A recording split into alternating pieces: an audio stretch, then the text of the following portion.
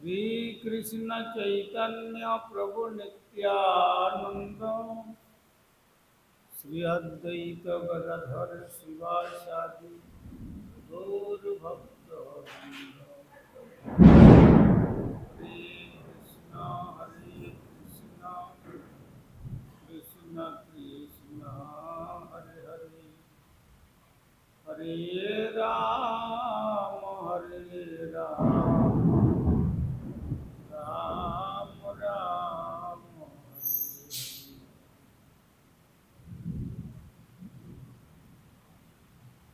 श्री गुरुदेव जय प्रभुपाद जय हनुमान जय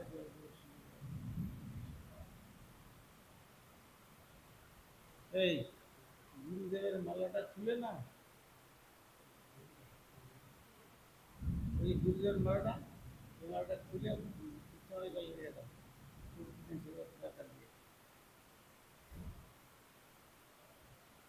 আমরা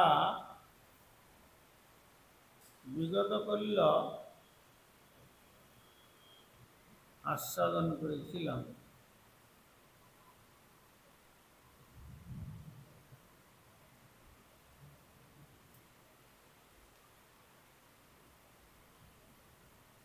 শ্রীমদ্ ভাগবতম দশম স্কন্দের ত্রয়োবিংশ অধ্যায়ে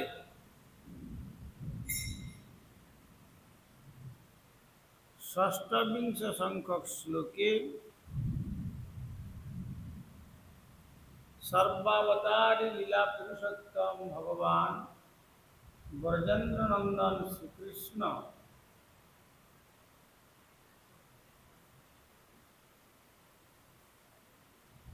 সেই যাজ্ঞিক বিপ্র পত্নীগণের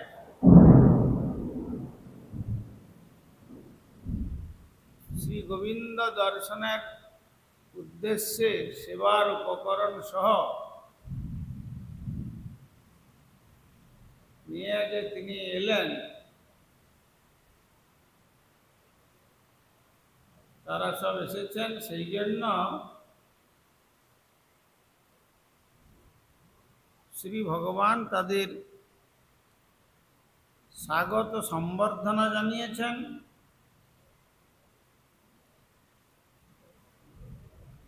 এবং তারপরে বললেন যারা নিজেদের প্রকৃত স্বার্থ দর্শন করতে পারেন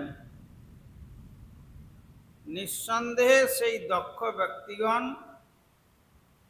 প্রত্যক্ষভাবে আমার প্রতি অহৈতুকী ও অপ্রতিহতা ভক্তি সম্পাদন করে থাকেন, কারণ আমি হচ্ছি আত্মার অত্যন্ত প্রিয়। মানে জীবাত্মার অত্যন্ত প্রিয় হচ্ছেন পরমাত্মা স্বরূপ শ্রী ভগবান।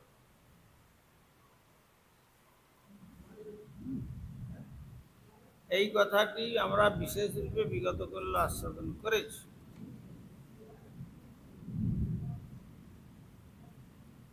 তো পরমেশ্বর ভগবান ব্রাহ্মণ পত্নীদের জানিয়েছিলেন যে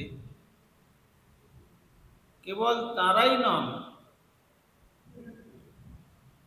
মনুষ্য মাত্রেই যারা তাদের প্রকৃত স্বার্থ হৃদয়ঙ্গম করেছেন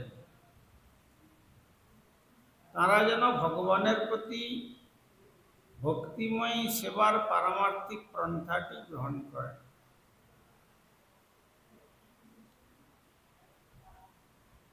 যারা বিশেষ করে মনুষ্য জগৎ, তারা যদি ভগবানকে হৃদয়ঙ্গম প্রকৃত স্বার্থ হৃদয়ঙ্গম করতে থাকেন তাহলে তারা ভগবানের সেবার পারমার্থিক পন্থাটি গ্রহণ করেন। ভগবান শ্রীকৃষ্ণ আত্মপ্রিয়,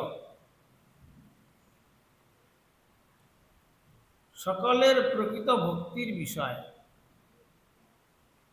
যদিও প্রত্যেক ব্যক্তির নিজস্ব রুচি ও স্বাধীনতা রয়েছে, কিন্তু চরমে প্রতিটি জীবই হচ্ছে পরমেশ্বর ভগবানের এক চিন্ময় স্ফুলিঙ্গ। অতি ক্ষুদ্রাতি ক্ষুদ্র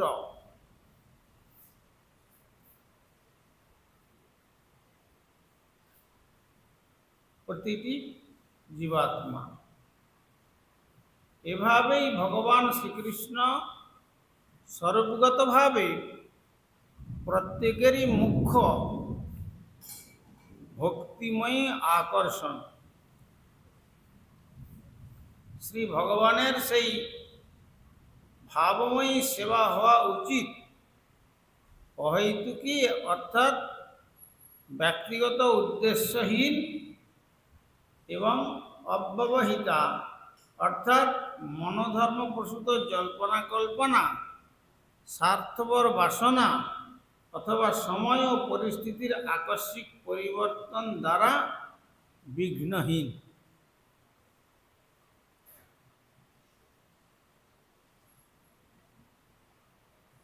মনোধর্মের দ্বারা পরিচালিত নয়, মন যেটা বলছে সেইটাই করবে, সেই রকম নয়। আর স্বার্থপর বাসনা, নিজের সুখটা কিসে হবে সেই বাসনা, অথবা সময় ও পরিস্থিতির আকস্মিক পরিবর্তন দ্বারা বিঘ্নহীন, তাকে বলা হয় অব্যবস্থিতা।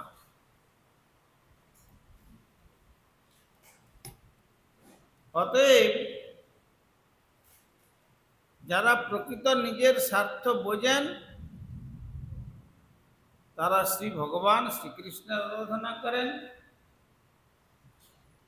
আর যারা তা বোঝেন না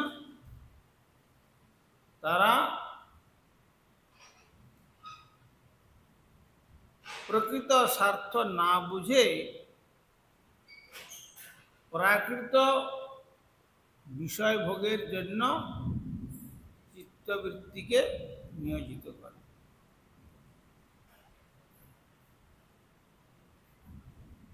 প্রাণ বুদ্ধি মনস্বাত্ম দ্বারা প্রত্যুত্থানাদয় যৎসম্পর্কাৎ প্রিয়া আসং ততঃ কো অন্য পরপ্রিয়ম। প্রাণ বুদ্ধি মনস্বাত্ম, প্রাণ কারো বা জীবনী শক্তি, আবার বুদ্ধিবৃত্তি, মন, আত্মীয় স্বজন, আত্ম দ্বারা প্রত্যুত্থানাদয়, দেহ দ্বারা মানে পত্নী, অপত্য সন্তান, ধন সম্পদ আদয় ইত্যাদি যৎ সম্পর্কাৎ প্রিয়া, যার সঙ্গে অর্থাৎ আত্মা সম্পর্কের কারণে প্রিয়, আসন তদপেক্ষা ক নু অপর প্রিয়, বস্তুত প্রিয় বস্তু।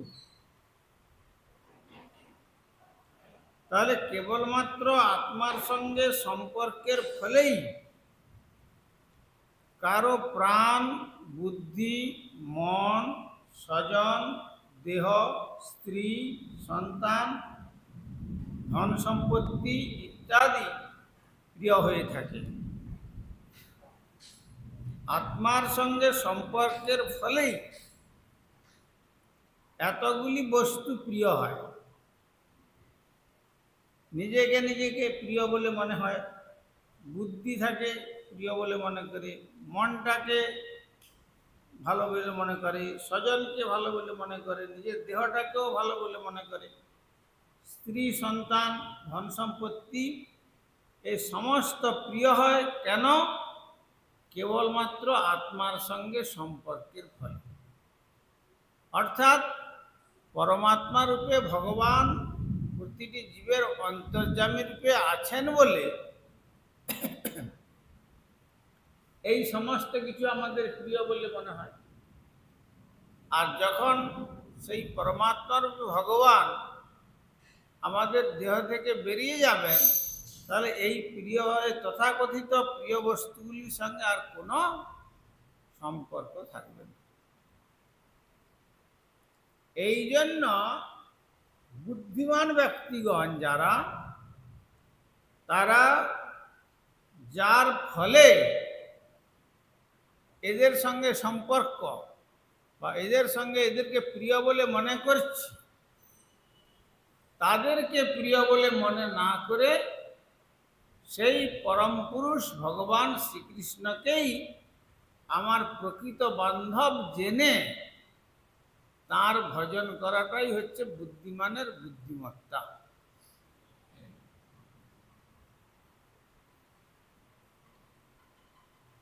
এখানে শ্রী ভগবান নিজে সেই ব্রাহ্মণ পত্নীদের বলছেন।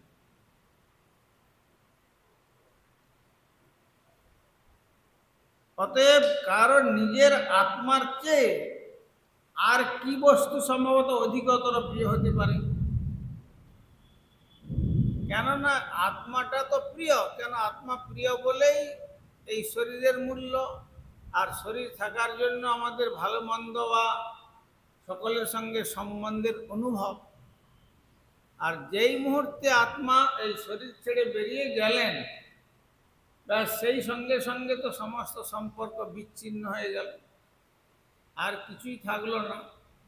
তাহলে আমরা প্রকৃতপক্ষে ভালোবাসি আত্মাকে, কিন্তু আমাদের বুদ্ধি বিভ্রান্ত দোষে তার পরিবর্তে ভালোবাসার বস্তুগুলোতেই কেবলমাত্র ভালোবাসাটা করি, আর সেই ভগবানের প্রতি ভালোবাসাটা আমরা বিস্মৃত হয়ে যাই। সেই জন্য যাজ্ঞিক বিপ্রপত্নীগণকে ভগবান বলছেন, এই যে তোমরা কাজটা করেছ, তোমাদের পতিদের বাধাটা যে অতিক্রম করে তোমরা আমার কাছে এখানে আমাদের সকলের যাদের জন্য এই বস্তু সামগ্রী সেবার এনেছ, এটা তোমাদের উপযুক্তই হয়েছে। কেননা তোমাদের দেহের থেকে যদি আমি রূপী আত্মা যদি নির্গত হয়ে যায়, তখন তোমাদের পতিগণ কি তোমাদেরকে আর বাধা প্রদান করবে? কিছু বলবে না। সেই জন্য তোমরা সময় থাকতে থাকতে এই যে আমার প্রতি অনুরাগযুক্ত হয়েছ, এটা উপযুক্তই হয়েছে।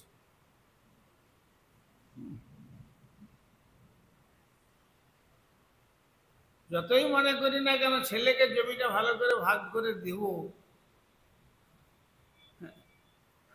আমার জমিটা আমি রেখে দেবো আমার কাছে, সে হবে না, সে সুযোগ আসবে না কারো। এ যার জমি তার জমি সেখানেই পড়ে থাকবে। বলি ঘর যদি ছেড়ে চলে যায়, আমার স্ত্রীটা কি হবে? তখন বলবো ওই স্ত্রী তার স্ত্রী থেকে যাবে, ওকে আর সঙ্গে নিয়ে যাওয়ার কোনো উপায় নাই।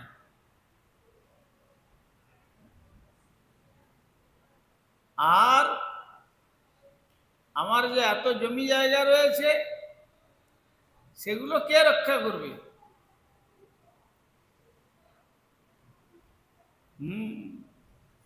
এগুলো আমি চিরদিন রক্ষা করব, সে হবে না।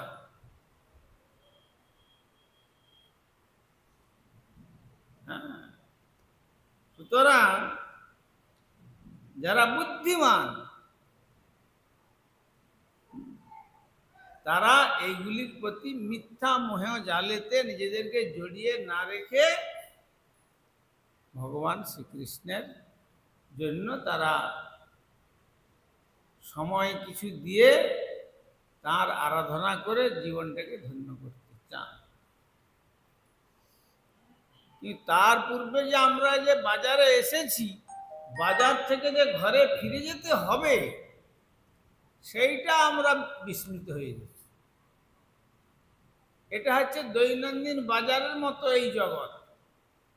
এই বাজারে আসা হয়েছে, বহু দিক থেকে আসছে বাজারে, কিন্তু বাজারের আপাত মনোরম দৃশ্যাবলী দেখে যারা ভুলে গেল তাদের ঘরে ফিরে যেতে, বলছেন তাদেরকে বলা হয়েছে নির্বোধ। কেন তুমি বাজারে থাকবে কোথায়? বাজারে তো ছোট ছোট চালি এইরকম সব, কিন্তু প্রকৃত থাকবার স্থানটা হচ্ছে ভগবান শ্রী গোবিন্দের চরণ কমল, সেই গোলক বৃন্দাবন।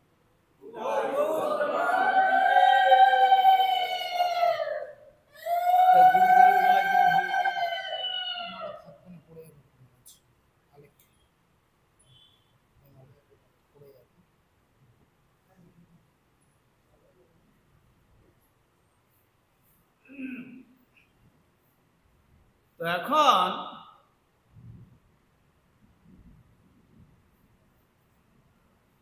এই শ্লোকের যৎ সম্পর্কাৎ শব্দটি জীবের মূল স্বরূপ ভগবান বা পরমাত্মার সঙ্গে জীবের সম্পর্কের বিষয় উল্লেখ করা হয়েছে।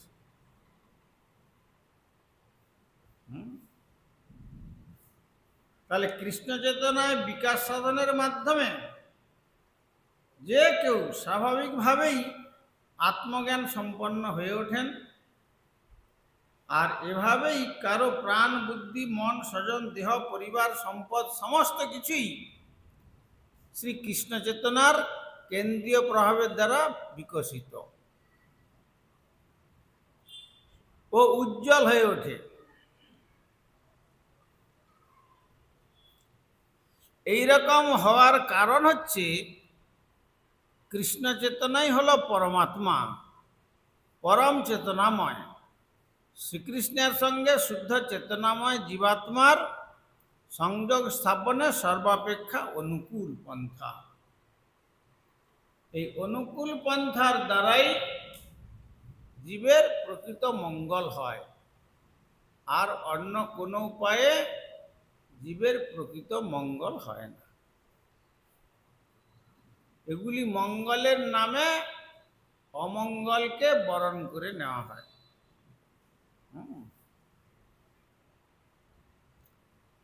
তদ্জাত দেব যোজনং পতয়ো বোধিজাতয় সশস্ত্রং পারয়িষ্যন্তি যুষ্মাভির্গৃহমেধিনম। অতএব যাও দেবযজনম যজ্ঞস্থলে, পতয় পতিগণ তোমাদের, দ্বিজাতয় ব্রাহ্মণগণ সশস্ত্রম তাদের নিজেদের যজ্ঞ সকল, পারয়িষ্যন্তি সমাপ্ত করতে সমর্থ হবেন, যুষ্মাভি তোমাদের সঙ্গে গৃহমেধিন, গৃহটাকে যারা মেদ করে চলেন তাদের বলে গৃহমেধি। গৃহমেধি যেমন কি হয়, যেমন ধানের গাছগুলো থেকে ধান ঝাড়িয়ে নেওয়ার পর সেই ধানের গাছগুলোকে খামারের মধ্যে একটা মাঝখানে খুঁটি, মোটা খুঁটি পুঁতে দিয়ে গরুগুলোকে একসঙ্গে জুড়ে দেয়, কতগুলো গরুকে জুড়ে আর তাদের ঘোরায়। সে গরু যতই ঘুরুক ওই সীমানার মধ্যে তাকে ঘুরতে হবে, তার থেকে আর সে বেশি দূরে আসে যেতে পারবে না, কেননা ওই খুঁটির সঙ্গে শক্ত করে বাঁধা। তেমনি গৃহটাকে যারা এইরকম খুঁটি করে গৃহিণীকে আশ্রয় করে ওই গরুগুলোকে যেমন ঘুরাচ্ছে, তেমনি মায়াদেবী ভগবানের পাদ পদ্ম আমরা বিমুখ হওয়ার দরুন আমাদেরকেও ওই বন্ধনে বন্ধন করে কেবল ঘূর্ণি পাকে ঘুরাচ্ছে জন্ম মরণ চক্রে। পুনরপি জননম পুনরপি মরণম পুনরপি জননী জঠরে শয়ন।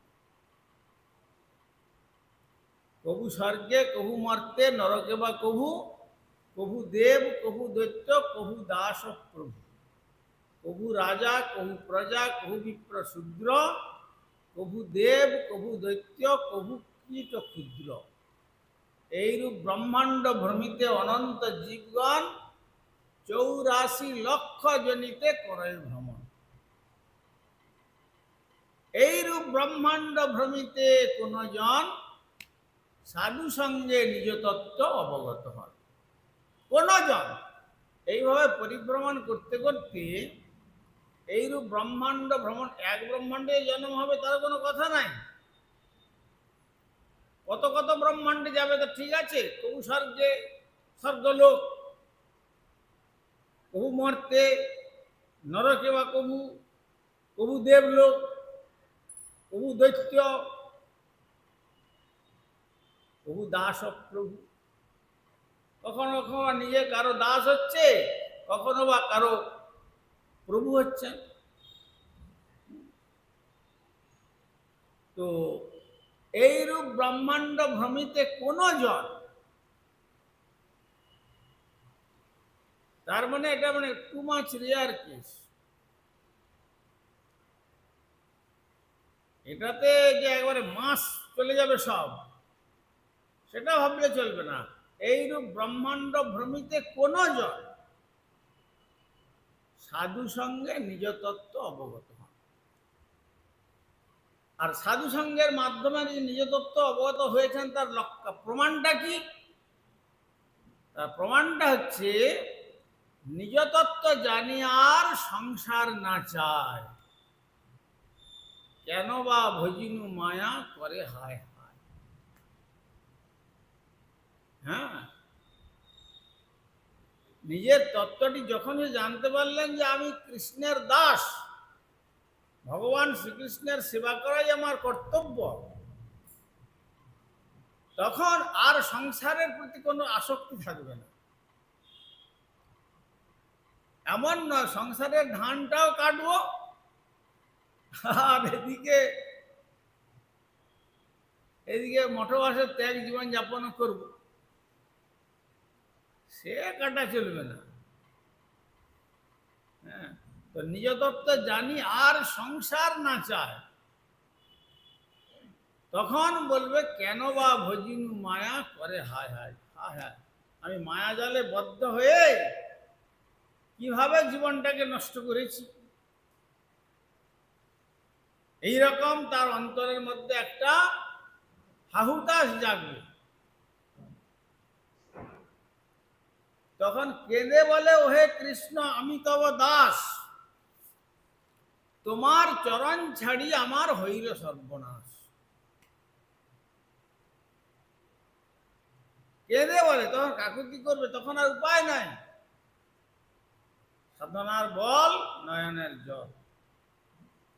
কেঁদে বলে ওহে কৃষ্ণ আমি তব দাস, তোমার চরণ ছাড়ি হইল সর্বনাশ।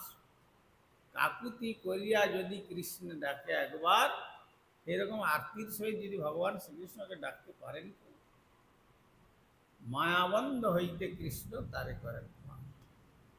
তখন মায়ার বন্ধন থেকে ভগবান শ্রীকৃষ্ণ তাকে পার করে নেন, তুলে নেন। তখন কৃষ্ণ তারে দেন নিজ চিৎ শক্তির বল। ওটা ভগবান শ্রীকৃষ্ণের তরফ থেকে আসবে।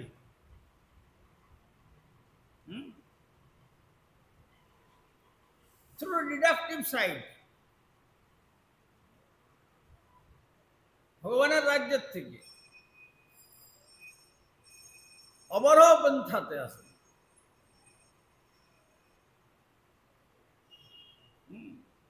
কৃষ্ণ তারে দেন নিয়ে চিৎ শক্তির বল। মায়াকে দমন করা ওটা তো সোজা জিনিস নয়। ভগবান বলছেন বলং মে পশ্য মায়া যা মজ্জা জৈন দৃশম।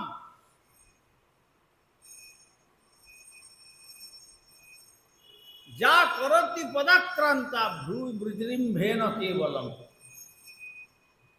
ভগবান বলছেন আমার যে বিমুখ মোহিনী মায়ার পরাক্রমটা কিরকম জানো? বলং মে পশ্য মায়া, যা মজ্জাজ্জৈন দৃশ্যম, যা মানুষের মনকে বা প্রাণীর মনের মজ্জার মধ্যে বাসা বেঁধে বসে আছে। মজ্জা মানে চামড়ার অতিক্রম করে মাংস, তারপরে শিরা উপশিরা, তারপরে অস্থি মানে হাড়, তার ভিতরে মজ্জা, সে মজ্জার মধ্যে বাসা বেঁধে বসে আছে।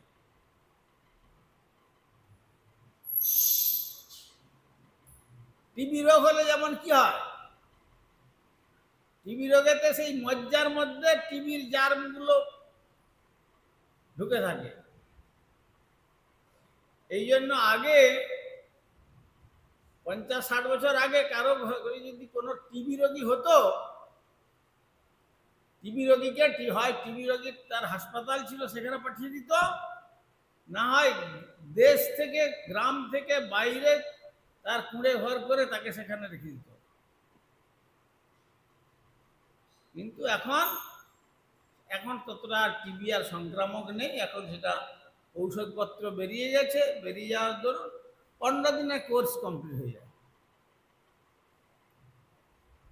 কেন তখন এই মজ্জার মধ্যে যে ওর জার্ম যেভাবে ঢুকে গিয়ে তার শরীরকে শেষ করে ফেলত, বুঝলেন, মায়াদেবী সেই রকম আমার মায়া। চামড়াকে স্পর্শ করে না, মাংসকে স্পর্শ করে না, আর শিরা উপশিরাকে স্পর্শ করে না, একবারে অস্থিকেও নয়, ওই যে মজ্জার ভিতরে ঢুকে বসে আছি। যা মজ্জাজ্জৈন দৃশ্যম, ভগবান বলছেন আব্রহ্মস্তম্ভ পর্যন্ত সর্বং মায়াময় জগৎ। ব্রহ্মাদি দেবতাকেও ছাড়েননি,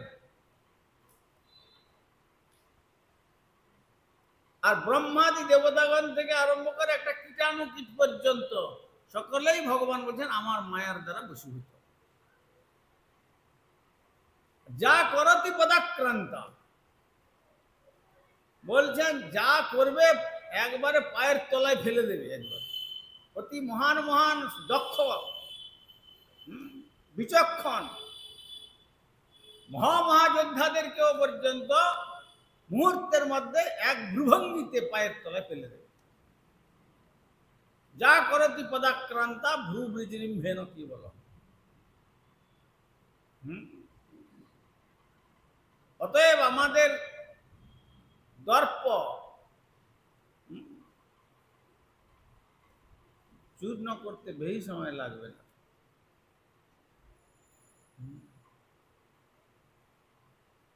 সেই জন্য এই বিমুখ, তবে কি হয়, এই জন্য বলছিলাম যে সে মায়ারে করিয়া জয় এড়ানো না যায়, সাধু গুরু কৃপা বিনা না দেখি উপায়। যদি কারো প্রতি কোনো মহতের কৃপা হয়ে যায়, হ্যাঁ, কোনো মহান আচার্যের যদি কৃপা হয়ে যায়, তাহলে আর তার প্রতি মায়ার প্রভাব আর থাকবে না। মায়ার প্রভাবটা ওখানে ছেদ হয়ে যাবে। মম মাতা মম পিতা মমঞ্চ গৃহিণী গৃহম এবং বিধ মমত্তঞ্জ সমোহ পরিকীর্তিত। এটা যে মিথ্যা মোহ, মায়ার জাল, এগুলো যে এরা যে আমার কেউ নয়, আমিও যে এদের কেউ নয়,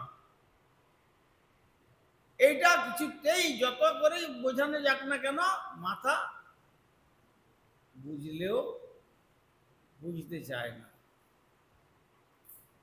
গুরু মহারাজ গানটা লিখেছেন না, বুঝালেও তো বুঝি না। যে যতই বুঝানোর চেষ্টা করুক, প্রবোধানন্দ সরস্বতী চরণ বলছেন লাঙ্গুলং সরমাপতে,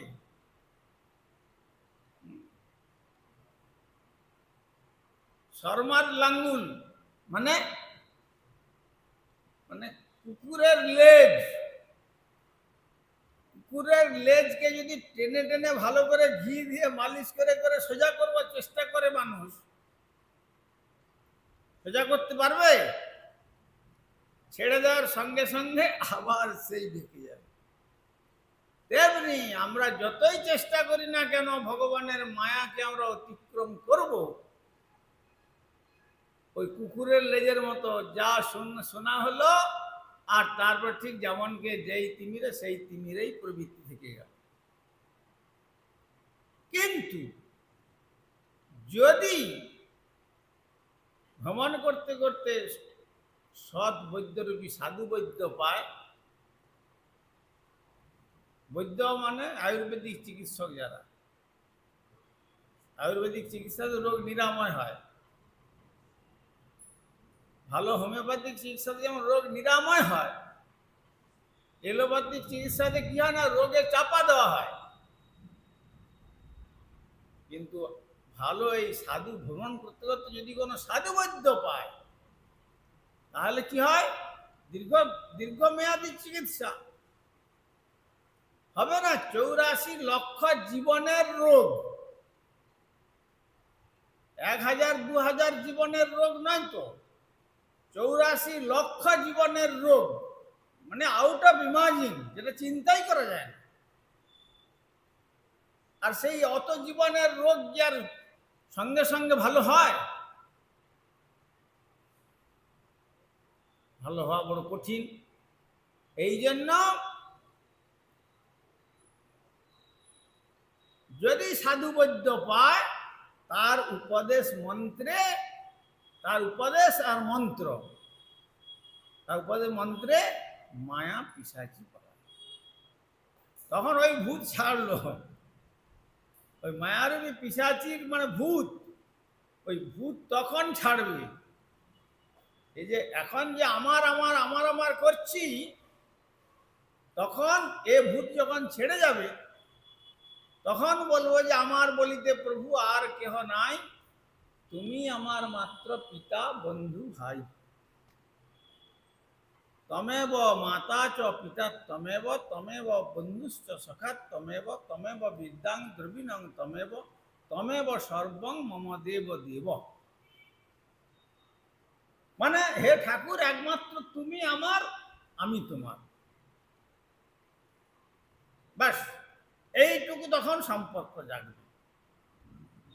তখন জানতে হবে যে মায়া পিশাচ গ্রস্ত দশা থেকে ওই ব্যক্তিটা মুক্ত হয়েছে। আর তা না হলে ওই মায়াগ্রস্ত জীবের ওই দুর্দশা, জ্বালা যন্ত্রণা, এটি নিরন্তর তাকে ভোগ করতে হবে। তাহলে এইরূপ ব্রহ্মাণ্ড ভ্রমিতে কোন জন সাধু সঙ্গে নিজ তত্ত্ব অবগত হন, তো নিজ তত্ত্ব জানি, আর যখন নিজ তত্ত্ব জানলেন, তত্ত্ব তো জানলে কি হবে, আর সংসার না চায়, আর সংসারের প্রবৃত্তি থাকবে না। কাম ক্রোধ লোভ মদ মোহ মাৎসর্যাদি এইসব প্রবৃত্তি আর তখন তাকে প্রবৃত্ত করতে পারবে না, থাকবে, দংশন করবে। কিরকম? বিষদন্তহীন সর্পের মতো ছোবল। বড়ানন্দ সরস্বতী চরণ বলছেন, সর্পটা বিষধর, কিন্তু তার যদি দাঁতটা ভেঙে দেওয়া যায়, ও ছোবল দিলেও আর ওর বিষক্রিয়া কিছু হবে না। তেমনি যদি ভগবত চরণে অনুরাগ যুক্ত হন, বিষয়েতে ভোগ করলেও সেখানে তখন আর বিষয়ের প্রবৃত্তি তাকে আকর্ষণ করতে পারবে। এই জন্য ভাগবত বলেছেন, জাত শ্রদ্ধ মত কথাসু নির্বিন্ন সর্বকর্মসু বেদ দুঃখান মকান কামান পরিত্যাগোপনীয়তে তত ভজেত মাং প্রীত শ্রদ্ধালু দৃঢ় নিশ্চয় যুষমানশ্চ তান কামান দুঃখ দর্হনশ্চ গরহে।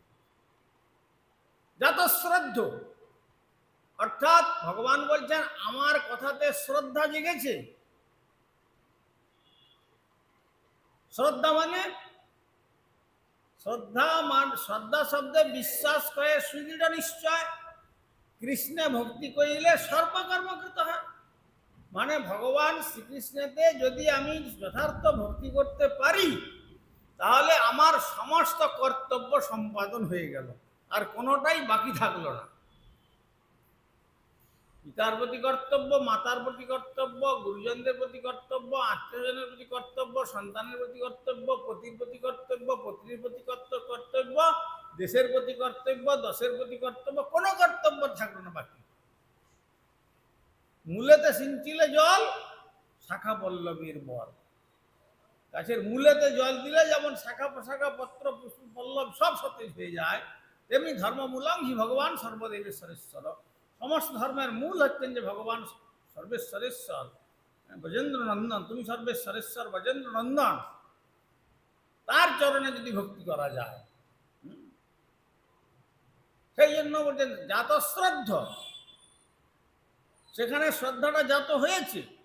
মত কথা আসু, ভগবান বলছেন আমার কথাটি। ভগবানের কথাটা কি? মাম একং শরণং ব্রজ। এটা হচ্ছে তার কথা।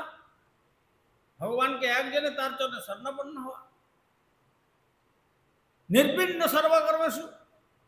তখন আর সমস্ত কর্মেতে নির্বেদ জাগবে, বৈরাগ্য জাগবে, সেসব দিকে আর অনুরাগ হবে না, সেখানে বিরাগ আসবে।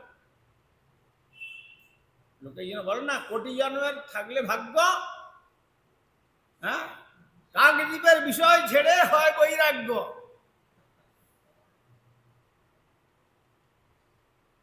এ শুধু কাকদ্বীপ নয়, সেখানে কাকের ভোজন উৎসব, বায়স ভোজন শাস্ত্রে বলেছেন।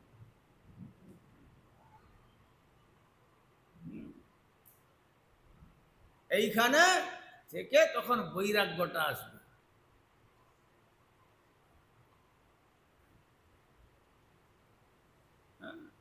নির্বিণ্ণ সর্বকর্মসু।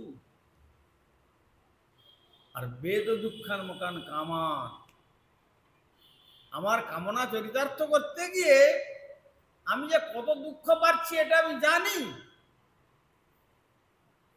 কিন্তু পরিত্যাগ উপনিশ্বর, আমি পরিত্যাগ করতে পারছি না, অসমর্থ। ঠাকুর আমি তাই তোমার চরণে শরণাগত, complete surrender unto the lotus feet of supreme god and Lord.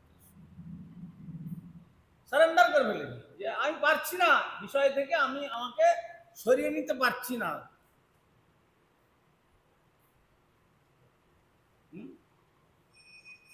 বেদ দুঃখান মোকান কামান পরিত্যাগ পরিশ্বর। ভগবান বললেন তত ভজে তো মানপ্রীত। তথাপি যদি সে আমার ভজন করে শুদ্ধভাবে, তাহলে একদিন নয় একদিন সে আমার প্রতিভাজন হবে, আমার ভক্ত হবে। যুষমানস্যতান কামান, তার কামনা সমূহ উপভোগ করিয়াও দুঃখ দর্কংস করে, নিন্দা মুখে, ঠাকুর পারছি না, আমি আমার নিজেকে নিজে কন্ট্রোল করতেই পারছি না। এই বলে শরণাগত হবেন ভগবানের চরণে। এ সকলের জন্য বলছেন, যে শুধু গৃহস্থদের জন্য বলছেন তা নয়, সকলের জন্য। ব্রাহ্মণ, ক্ষত্রিয়, বৈশ্য, শূদ্র, ব্রহ্মচারী, গৃহী, বানপ্রস্থ, সন্ন্যাসী, সকলের জন্য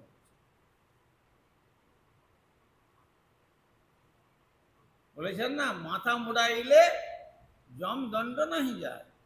মাথার চুল কামিয়ে দিলেই আর গৈরিক বসন পরিধান করলেই যে জমদণ্ড চলে যাবে, সে যাবে না। কিন্তু শ্রী ভগবানের পাদ পদ্ম এইভাবে ভজনে পবিত্র হতে হবে। আমি সংসারটাও পরিচালনা করব, আর এদিকে ভগবানের ভজনও করব, হবে না। এক জিহ্বাতে তিক্ত এবং মিষ্ট রস একসঙ্গে আস্বাদন হয়।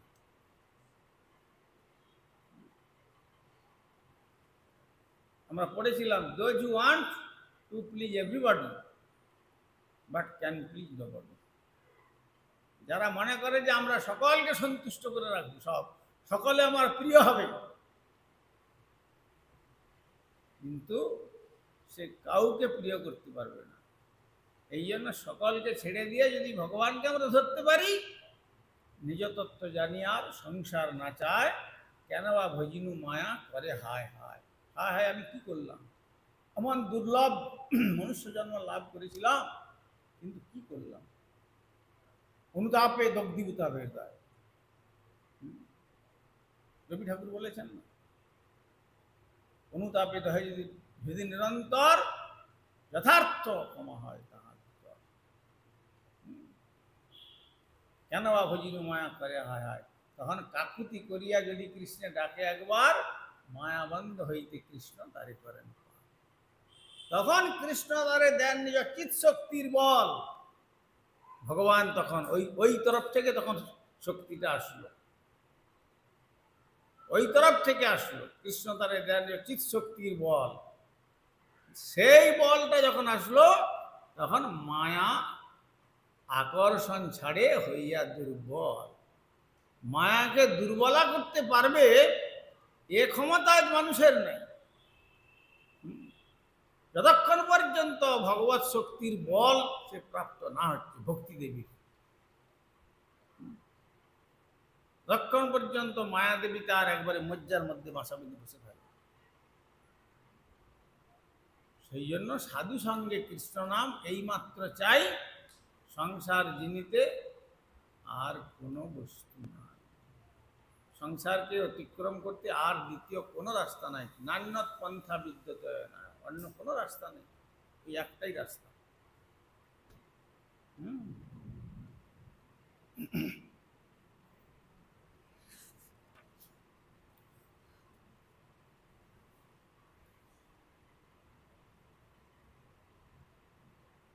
তখন তারা বুঝতে পারেন যে সমস্ত কিছুই এই জগতে যা কিছু আমি এবং আমার বলে মনে করছি, এ কোনোটাই আমি নয় বা আমার নয়।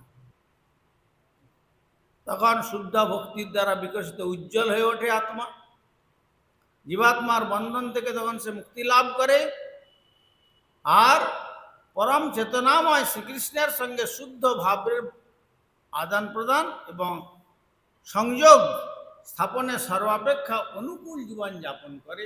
তখন আর অবিদ্যা সুন্দরী তার কেশাগ্রভাগ পর্যন্ত স্পর্শ করতে পারবে না।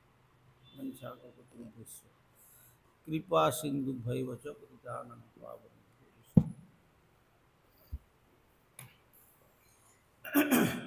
হরিহরায় নম কৃষ্ণ যাদবায় নম হরিহরায় নম যাদবায় মাধবায় কেশবায় নম যাদবায় গোপাল গোবিন্দ রাম শ্রী মধুসূদন গোপাল গোবিন্দ রাম আর গিরিধারী গোপীনাথ মদন মোহন শ্রী চৈতন্য নিত্যানন্দ শ্রী অদ্বৈত সীতা শ্রী চৈতন্য আর হরি গুরু বৈষ্ণব ভাগবত গীতা হরি গুরু বৈষ্ণব শ্রী রূপ সনাতন ভট্ট রঘুনা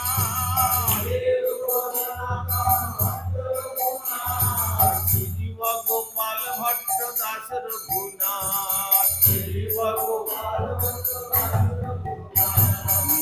জয় গোসাই করি চরণ বন্দন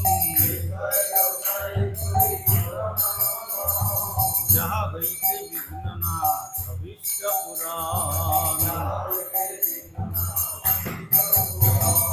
এই জয় গোসাই যার মুনি তার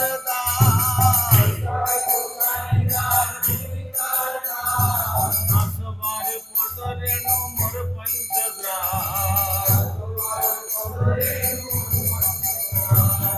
আদের চরণ সেবী ভক্ত শোনেবা আর জন্মে জন্মে হয় অভিলাষ জন্মে জন্মে এই ছয় গোসাই যবে ব্রজ কইলাবা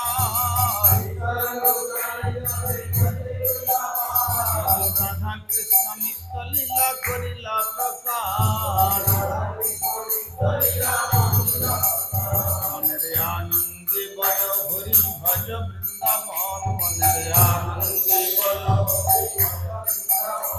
আর শ্রী গুরু বৈষ্ণব পদে মজাইয়া মন গুরু বৈষ্ণব পাদ পদ্ম করিয়া নাম সংকীর্তন কহে নরোত্তম দাস হরে কৃষ্ণ কৃষ্ণ কৃষ্ণ হরে হরে হরে রাম রাম রাম হরে হরে হরে কৃষ্ণ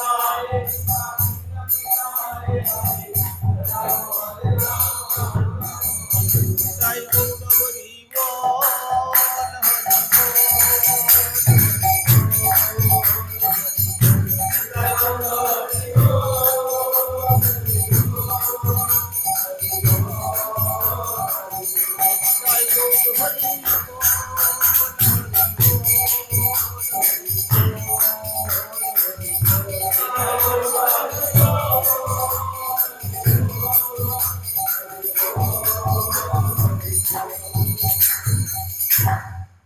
श्री श्री गुरु गौरांग गंधर्विका गिरिधारी श्री राधा गोविंद गोपीनाथ मदन मोहन श्री जगन्नाथ बलदेव सुभद्रा श्री राधा रमन देव धमेश्वर श्री गौर सुंदर श्री जगन्नाथ देव श्री गिरिराज महाराज श्री राधा दामोदर जी ग्रंथराज श्रीमद भागवतम तुलसी महारानी तथा छंदकालीन भागवत अधिवेशन महामहोत्सव की जय।